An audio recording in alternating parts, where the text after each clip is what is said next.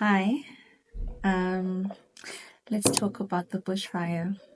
I got my ticket this morning, and I'm very excited, as I should be. But now that it's official that I'm going, I'm also very stressed because a lot of people might be getting down to the planning now. And I'd say this is the perfect time for you to also start planning if you're going for the bushfire for the first time this year. Welcome! You're gonna have an amazing time. It's going to be amazing. I know it's gonna be amazing. So let's get into it. I'm so excited. And the first, I guess, has to do with ticketing. If you don't know this already, you have the Bushfire website that has all of the tickets that you could possibly need in one website. You've got the tickets for the festival for the 3 days, and that is either the Golden Lounge or the main arena tickets. Honestly, I didn't see the point of the Golden Lounge unless someone can comment down below as to what the actual benefits were in terms of the stages. Okay, I should mention that they do get private seating, bars, and toilets for Golden Lounge ticket people, but we didn't really notice where the VIP areas were. And I don't know if this is because we mostly went in the evening, but we didn't really notice, because we were bouncing around stages, walking and having fun, exploring the festival grounds. I think it was just so much more fun. I'm open to correction as to what exactly is the main benefit of VIP, because we had access to all the stages, and in fact the way the stages are situated, everyone can see from like the ground, and it's clear and it's enjoyable. You see the stage actually properly, in the lighting, in the production, in full view, as in the main grounds. I think, as opposed to VIP, I didn't see any really point of the VIP, honestly. That's just me. But if you feel like you are a VIP girly or VIP gent through and through, then go ahead and get your VIP tickets. Then also on the website, you get the camping tickets and the glamping websites or options that you can get, and then you book the glamping through the actual companies. So there's Harambe that I used last year. It was beautiful. It was perfect. The tents were amazing. They didn't let any light in, so sleeping at night was beautiful. It was warm. The beds themselves were actual beds, and you had like a light source and an electricity source. The showers were incredible. Watch my vlog from last year and you'll see the showers were incredible. The toilets, everything was perfect. The only thing about that campsite was how far it was. It was such a shame, because like having to walk that distance to get to the festival grounds and then have to come back and go again for the evening sessions was just too much for us. We ended up not really doing the afternoons at all, because we were just thinking, if we go to the festival grounds, it has to be like one trip, like one walk. And yeah, we ended up I think that was the only issue with that camping site, but everything else was beautiful. I can't say much about Rush Adventures because they are the ones that are fully booked, that I tried to book this morning. So funny, but also so sad. And I'm just gonna try and book with All Out Africa in the main campsite, because they too have the ready-made tents with power source, with lighting. You get a mattress instead of like a bed, a lifted bed. You also don't get breakfast at the All Out Africa ready-made tents, which is like a bummer.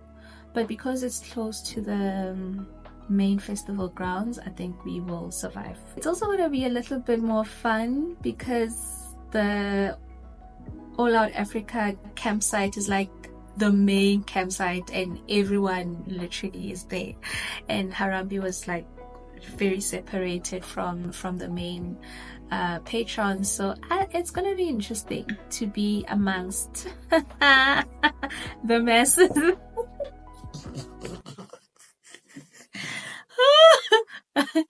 Yeah, that is funny. Yeah, so you can pick and choose in the website with camping, glamping, and then you can also pick and choose the parking tickets that you need if you need them, and you can choose the SIM card deals that you want to use when you get there. I would say get your SIM card at the border. That was the perfect thing for me. So just with this one, get the SIM card from the Eswatini service provider. I can't remember what it's called, because right after crossing we were bombarded by MTN people, and it turned out that they were so much more expensive than the Swatini providers. I just can't remember, but yeah, just before you buy one, just ask the different people for the different prices, and then you make your decision.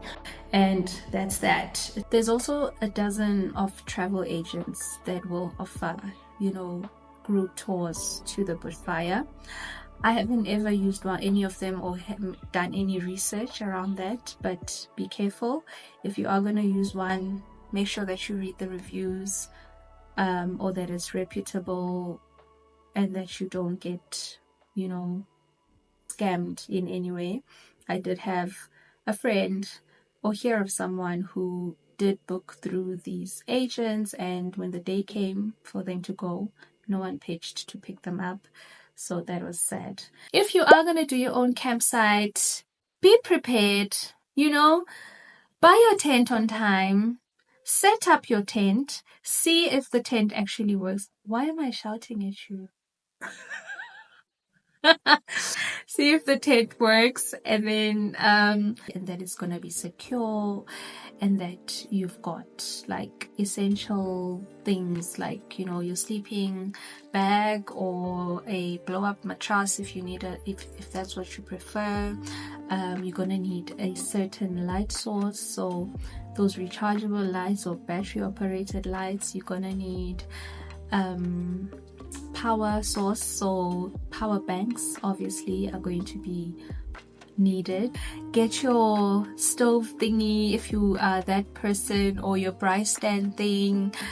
Learn how to set up the braai stand, or if you're a guy and this is your thing, then it's fine. But also, if you've never actually cooked a meal on a braai stand, maybe you should think about how you're gonna do that, and then plan your meals maybe as a group, take turns with the cooking, and see what happens. So with the cooking, I wouldn't really emphasize the need to cook for yourself while you're there, unless you are a big group and that's how you budgeted for the entire trip, because they do sell food in the campgrounds and the festival grounds, and I think it's actually very affordable. You wouldn't have to do much in order to access food. If you are a big, eater, you get hungry frequently, then maybe you can have morning snacks for yourself, maybe early hours of the morning, perishable foods, ready-made meals and things like that. And then once you want to go outside, or once you can get outside to get food, that's what you do. It was very affordable, and there really is no need to make a fuss about cooking for yourself, unless that's the vibe that you want to go for, and that's how you budgeted as a group, a big group. Get yourself a cooler box that is actually big enough to hold all your items that you're gonna need. So drinks, snacks, food that can last a long time, even just in the cooler box, that's fine. But get a good quality cooler box that's gonna keep your stuff cold. The cooler box that I got is big enough, and it holds so much, and it keeps the ice actually frozen for the entire 3 days. My ice was frozen. We actually had to remove the ice when we were leaving. So, I mean, speaking of cooler boxes and beverages, if you are driving from South Africa, obviously going to cross the border to Swaziland, please be mindful of the content, the amount of alcohol that you bring in, because they do check, wink wink, they do check how much alcohol you've got, and if it's in plain sight and it's obviously too much, then the allocated or the amount that's allowed through the border, then you might run into some trouble. But I mean, last year we had 24 cider and 2 bottles of hard liquor. So, you know, and it wasn't in plain sight, it was in the cooler box, and we put other stuff on top of the 24, and then we had just bags of clothing over that, and they didn't really open the cooler box, if that makes sense. But if you're gonna have it like in the open and you've got cases and cases of alcohol, then I don't know, if you've got experience with borders and knowing how to handle yourself in a situation like that, then go ahead and do that. And then we didn't even need to have that much alcohol, I think, because we came back with some, and especially the hard liquor, and then when it came to the border itself, like just after you cross the border, there's a ShopRite liquor, and it was like, we could have just bought our alcohol there, especially given the fact that we were early. We left in the AMs and we got there by like 7-8. We were at the border, so it was like we could have just gotten here and gotten our alcohol instead of driving all the way with the alcohol, you know. So there's also that. Do book maybe from the Thursday to the Monday if possible, because of the traffic.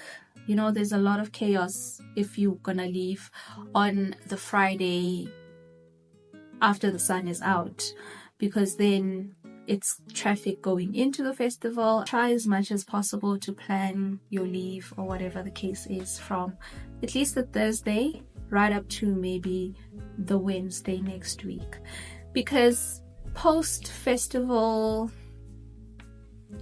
hangover is real, and I think it takes time for you to readjust back to your normal life. I feel like that's what I experienced. I experienced that just after making it across the border back into South Africa on the Monday.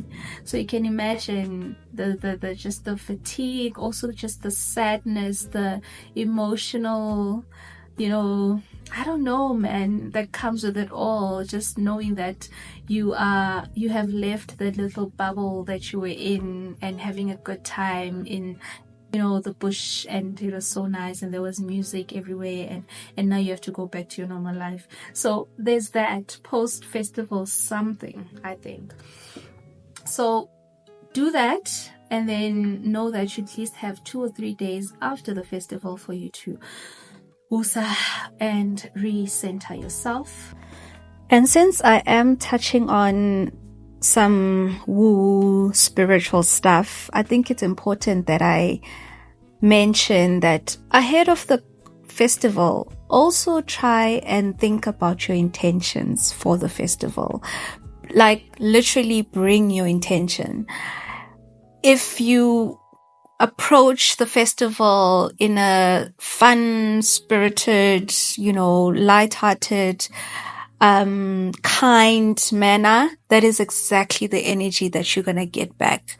If you go in there, just, you know, feeling stuck up or feeling, you know, like nothing impresses you, that is exactly what you're gonna get when you get there. So have an open mind and attitude, and then set the intention before you go, either through meditation, getting your body ready, you know, eating well, detoxing spiritually and physically do all of those things. I think for me, the fact that I actually did that and meditated on what it is I want to experience and achieve in the festival, I got exactly that, and hence why it was a beautiful experience for me. There's also an immense amount of traffic to drive back on the Monday. So if you're like me, you would book yourself another place to stay just for the Monday and check out on the Tuesday, or use alternative border posts apart from the one that everyone uses. I think it's the Ngwenya post. So avoid that one. So now let's get into the actual outfit planning.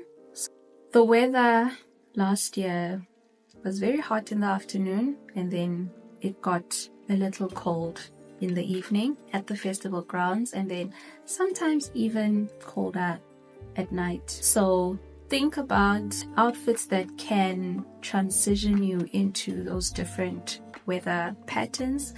If you're close to the campsite, for instance, like how I'm gonna be this year, you can go in the afternoon in your beautiful skimpy or cool little outfit, and then go back to your campsite and pick up a jersey or jacket, or maybe even wear something warmer altogether, and then go back for the evening.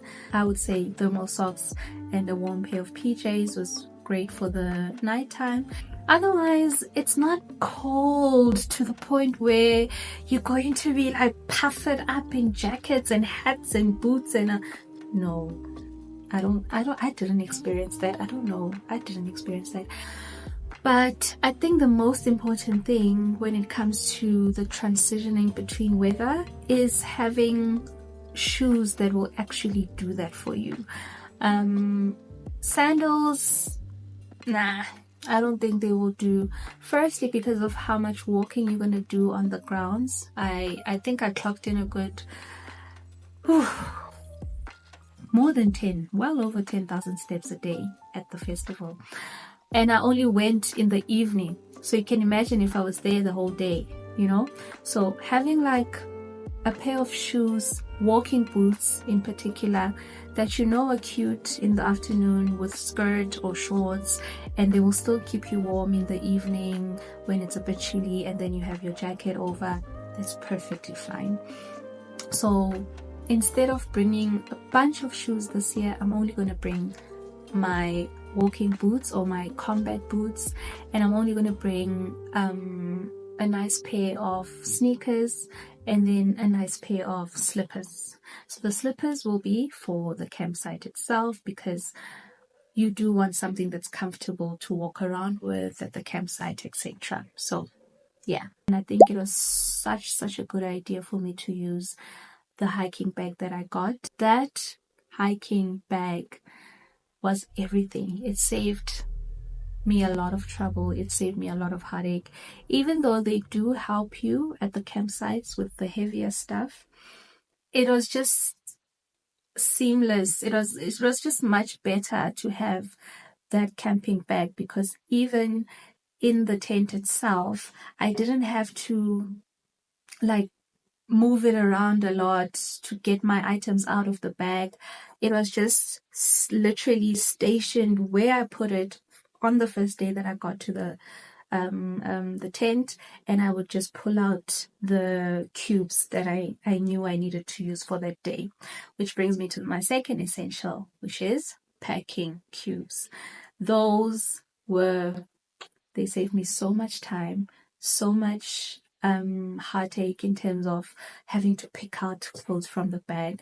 I just knew that cube number 1 has this, cube number 2 has this, and this. So those are the outfits for each day and the essentials that I need for the campsite for each day. Excellent stuff. If you don't get anything else for this trip, get packing cubes, please. But get the other stuff that I'm going to mention as well. They're also important. So get yourself a backpack for the festival grounds. Like example, that is waterproof and anti-theft, and you'll thank me later, because you're going to have essentials that you're going to need to put into your festival bag and essentials that you'll keep at the tent. Then the third bag that I got was an electronics bag, because power banks, recording stuff that I use, like my gimbal, my headphones, my mic, things like that. So if you're a person that uses a lot of electronics, get yourself one of those. And oh my God, a quick drying towel. It was everything. Like everything. It was so beautiful. You don't want to be in the tent with wet items, that's why you want everything to be waterproof. We also got a folding mirror that was also excellent. I use that a lot for my makeup, but also just for the fact that when you get dressed you want to see yourself, and that foldable mirror was excellent for that purpose. Then you're also going to need a travel size toiletry bag, where you're going to put those small little toiletries. You don't want to bring a huge toiletry bag. It's just going to take up too much space. I also didn't need as much skincare that I thought I was going to use at the bushfire. So just take your essentials. Take one serum and moisturizer, but prioritize sunscreen over everything else. Just the essential makeup items that you need, because I realized that I didn't need that much makeup. When you come back, you just want to sleep. So the quicker you can get the makeup off, the better, So I used this oil-based cleanser off of Take A Lot as well, and the microfiber towels to actually wipe my makeup off. It was melting off of my face, and I could sleep in peace knowing that I'm not taking my skin through anything nasty. Definitely noise cancelling headphones. I found that they were useful at certain points on the festival grounds, when I was too close to the stage and the speakers were just banging in my ear. It was very nice to just pull out some headphones and protect my ears. Also get earplugs for the tent or the campsites. If it does get noisy, if you're sensitive to the light while you're sleeping, then an eye mask is the way to go. A safety lock for your tent is also great. We had peace of mind because we used the combination locks instead of like the key, because what if you lose your key? So the combination locks are actually the better option. An emergency kit, first aid kit, whatever it is. I used the torch quite a bit, and that was great. There's ice packs in there, there's safety pins, things that you might need that you don't really think about on a day-to-day. But also medicine. Do bring medicine. If you are prone to getting allergies, cold, or whatever, bring it. Then wipes for everything. I'm not even joking. Body wipes, hand wipes, baby wipes, and surface cleaning wipes. Get a pack of each and bring it, but don't bring too much, because I did come back with quite a bit of wipes last year since I went a little overboard. But I definitely at some point needed hand wipes at the festival grounds. I had someone spill a drink on my shoes, and I used the surface wipes to clean that, which was great. You do feel a bit nasty sometimes after using the bathroom, so sanitizer, hand sanitizer, and also that sanitizing spray for the actual toilet seat is great. I used all of that, so yeah. And then with me, just for a little more comfort, and something that my friend actually thanked me for while we were there, was the carpet. I actually brought a carpet. It's foldable, but it's also like fluffy, so it was a nice comforting thing to have in the room while we were sitting, or while we were eating or drinking, or while we were getting ready to just walk around on the carpet and feel a bit more comfortable. So if you have enough space in your car, do bring a carpet. It's going to be a really nice, luxurious, nice to have for your tent. I don't know about you guys, but every time I come back from a holiday, I somehow have more stuff than I had going in. It's almost like the clothes just multiply and you didn't even buy a thing. But do consider not bringing that many clothes, okay? Just bring things that you will absolutely need. If you do have to go an extra mile, just allow yourself one extra pair, maybe of shoes if you are that big a fan of shoes, or maybe one extra jacket if you are into like swapping and switching jackets, or if the jacket goes better with a particular outfit and you don't want to repeat it. That's it. But please keep it as simple as possible, but also keep it beautiful and stylish. Yeah, it's exciting, man. It's exciting to dress up, to go to the campsite, and to go to the festival grounds, and yeah, feeling good, looking good, and enjoying good music. So I would not say go there to dress basic and look like you don't care, but don't bring more clothes than you're gonna need. Get enough, plan to get enough sleep. So bring your sleeping pills if you need them, and the electrolytes if you know that you get really sick from, too much alcohol consumption. Bring that. Heartburn pills. We're in our 30s. I'm hoping most of the people I'm talking to are in their 30s now. And yeah, it can take its toll on you. So try and prioritize your health as well. Otherwise, that's it. I feel better. I know I feel better now that I've thought about everything that I need to do out loud. And I hope that you got a bit of nuggets that you can use for your planning process. And I'll see you at the bushfire. I'm so excited. Bye-bye.